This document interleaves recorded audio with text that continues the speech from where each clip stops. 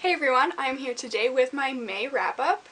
I read 5 books in May, and I think that's a pretty good start to the summer and to getting back into the swing of reading and having more time on my hands. I feel like that was a pretty good start, but let's just get into my reviews and what I thought of the books that I read. The first book that I read in May was Night Film by Marissa Pessl, and I absolutely loved this one. It's definitely on my top 3 favorite mystery thrillers. Actually, it's probably like my second favorite that I've ever read. I really enjoyed it, and I really enjoyed the story. This was one of those type of books that it just felt like you were never making progress in the book. I felt like I was reading it forever, and I feel like every time I flipped a page that I just was not making a dent in the book at all.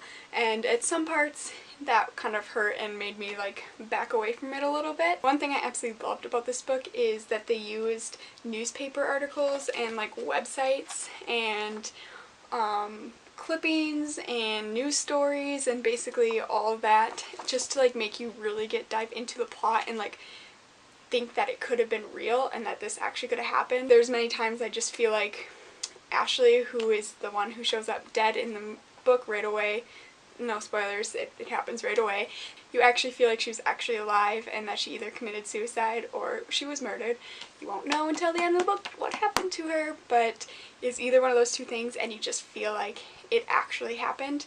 And Cordova, who is the dad of Ashley and who makes these horror films, I just really want to see his movies. I wish they were real. It just, oh, like when they would explain each of the movies that he made, it just made me want to watch them. I just wish they were real, and it was just so in-depth and it left no questions. Like a lot of times in mystery thrillers at the end of the book you'll kind of have some questions and you kind of be like, okay, what? But I had no questions at the end of this book. I was just so satisfied when I finished it that I just had nothing to say, nothing bad, and it just all came together perfect. The middle of the book kind of took a weird plot twist and you're kind of like, what? That's just kind of weird. The way that the author presented it and wrote it, she just made you feel and believe it, and that no matter how crazy and weird it was, that it just, you just believed it and you're like, oh, it all makes sense, it all comes together. And then at the end it was just like, boom, all the truth comes out, and it was just great. And it was one of those that I thought I had ideas of how it was going to end and what happened to Ashley and the whole thing behind Cordova, but I absolutely had no idea.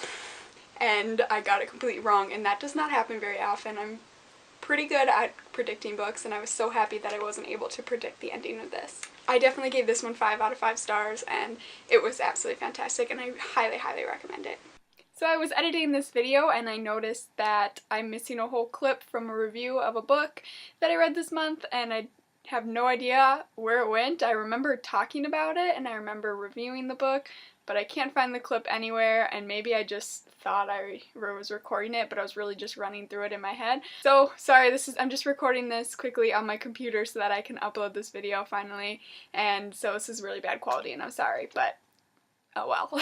The second book that I read in May then was Ugly Love by Colleen Hoover. I absolutely love this book. It was so good.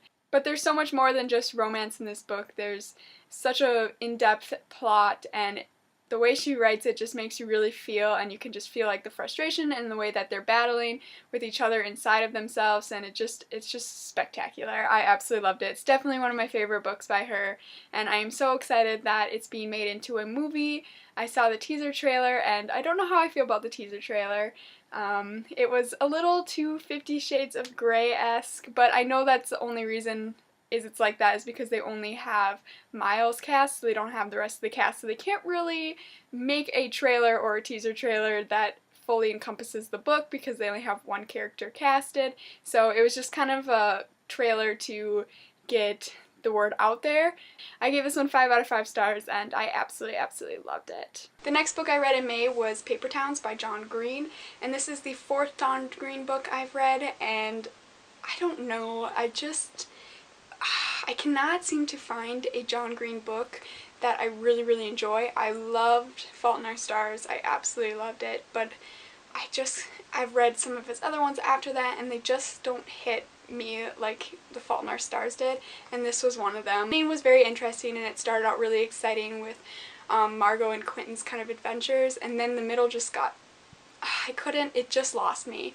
It just was they just spent 100 pages trying to decipher this poem, and it was just really boring, and Quentin was kind of a little whiny, and just, I can understand that you love Margot and that you want to find her and you want to figure out what happened to her, but he was just kind of, I could not connect with him at all, and he just was kind of annoying to me. And then when they hit the road trip, that's when it picked up again, and I was like, yes, it's getting exciting. I'm excited for them to go and find Margot, and this is getting a lot better. It's funny. And then they get to their destination. It's just like, what?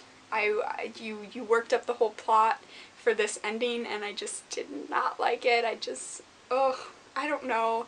It just had too much of a Looking for Alaska and a Abundance of Catherines. It was like the same plot, kind of.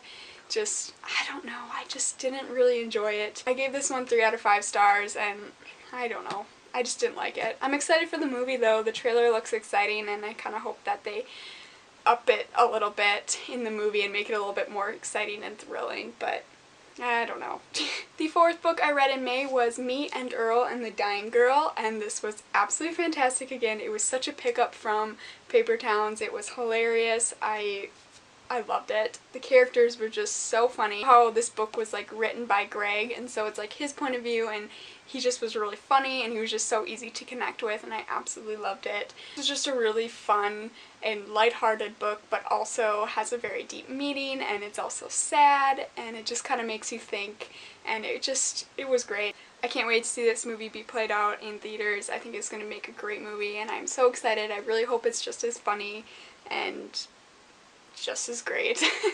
I'm very excited. The trailer looks awesome, and I can't wait for June 12th. I think that's when it comes out, right? But I can't wait. I gave this one 5 out of 5 stars, and it was fantastic. The final book I read in May was The Isles of Blood by Rick Yancey, and this is the 3rd book in the Monsterology series. This series I'm just so indifferent towards. It's like, I don't really know my feelings towards it, because there's sometimes I love it, and then sometimes I just am like, what?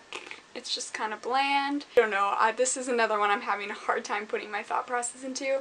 Maybe with the 4th book and the conclusion I'll have something more to say to it. This one I didn't have as hard of a time getting through.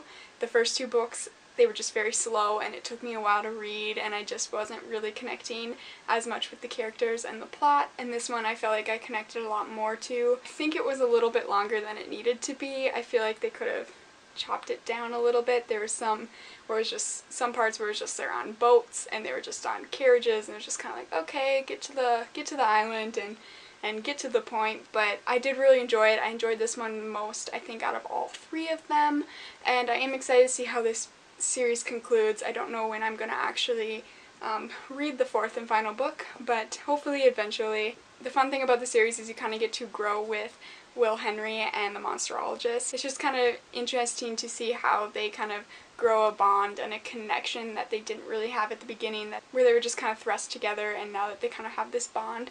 And I like that because in this one you really get to see how they actually really care for each other, and even though they might not say it, they express it in different ways, and I think that's kind of fun. I gave this one 4 out of 5 stars. I think that's kind of what I gave the first 2 books also. I did really enjoy it, and I am excited to see how this series concludes. These are the 5 books in May, and I feel like it was a pretty good crop and a pretty good variety of genre in here. That's all I have for today, and thank you guys so much for watching, and I will talk to you guys later. Bye!